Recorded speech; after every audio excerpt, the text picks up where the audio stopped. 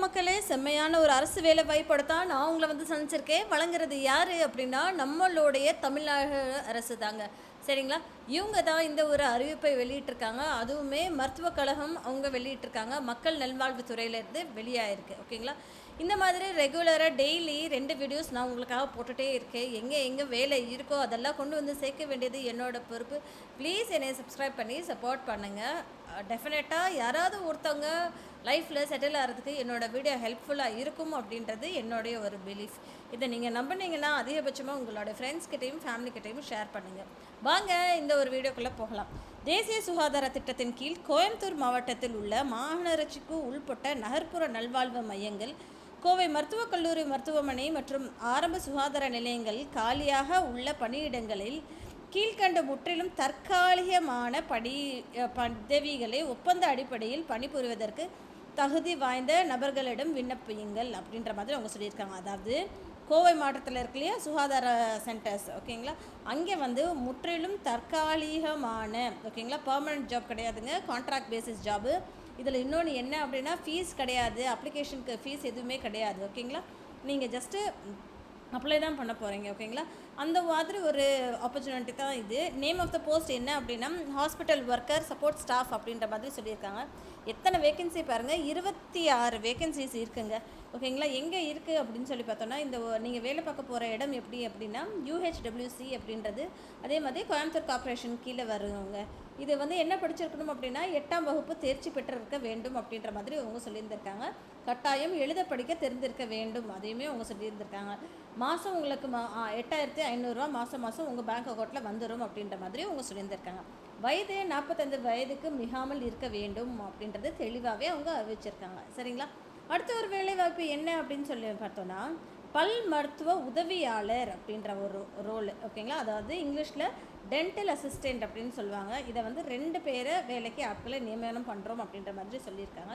இது எங்கே ஒர்க் பண்ண போகிறீங்க அப்படின்னு சொல்லி பார்த்தோன்னா கவர்மெண்ட் ப்ரைமரி ஹெல்த் சென்டர் தளியூர் காஞ்சாம்பேட்டை அப்படின்ற மாதிரி ஒரு இடத்துல தான் அவங்க சொல்லியிருக்காங்க. காஞ்சாம்பேட்டையில் தான் ஒர்க் பண்ண போகிறீங்க அப்படின்ற மாதிரி அவங்க சொல்லியிருக்காங்க.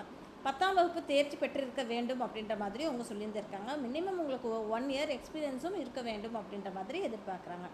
உங்களுக்கு கிட்டத்தட்ட மந்த்லி சம்பளம் எவ்வளோ அப்படின்னு சொல்லி பார்த்தோன்னா 13,800 ரூபா அப்படின்ற மாதிரி சொல்லியிருக்காங்க. 35 வயசுக்கு கீழே இருக்கணும் அப்படின்றது எதிர்பார்க்கப்படுகிறது. சரிங்களா, அடுத்த ஒரு வேலை வாய்ப்பு என்ன அப்படின்னு சொல்லி பார்த்தோன்னா டென்டல் டெக்னீஷியனுங்க. டென்டல் டெக்னீஷியன்ற ரோலுக்கு ஒரே ஒருத்தவங்களே எடுக்கிறாங்க. சிஎம் அப்படின்ற ஒரு கோயம்புத்தூர் DEICக்குள்ளே வருது இது. ஓகேங்களா, இதுக்கு நீங்கள் என்ன படிச்சிருக்கணும் அப்படின்னு சொல்லி பார்த்தோன்னா diploma in dental technology with 2 years post qualification எக்ஸ்பீரியன்ஸுன்ற மாதிரி சொல்லியிருக்காங்க. டிப்ளமோ முடிச்சிருக்கணுங்க டென்டல் டெக்னாலஜியில். இதோட ஒரு 2 வருஷம் எக்ஸ்பீரியன்ஸும் இருந்தால் நல்லது அப்படின்ற மாதிரி சொல்லியிருக்காங்க. 12,600 ரூபா உங்களுக்கு கொடுக்குறோம் அப்படின்றதையும் அவங்க சொல்லியிருந்திருக்காங்க. வயது 20லேருந்து 35 வரைக்கும் அப்படின்ற மாதிரி அவங்க சொல்லியிருக்காங்க. ஓகேங்களா, அடுத்தது இயன்முறை மருத்துவ நிபுணர் அப்படின்ற மாதிரி சொல்லியிருக்காங்க. அது என்ன அப்படின்னு சொல்லி பார்த்தோன்னா ஃபிசியோதெரபிஸ்ட்டு ஒரே ஒரு ரோல் இருக்குங்க. அந்த ஃபிசியோதெரபிஸ்ட்க்கு ரோல் எவ்வளோ அப்படின்னு சொல்லி பார்த்தோன்னா கவர்மெண்ட் ப்ரைமரி ஹெல்த் சென்டரில் ஒர்க் பண்ணணும் அப்படின்ற மாதிரி சொல்லியிருக்காங்க.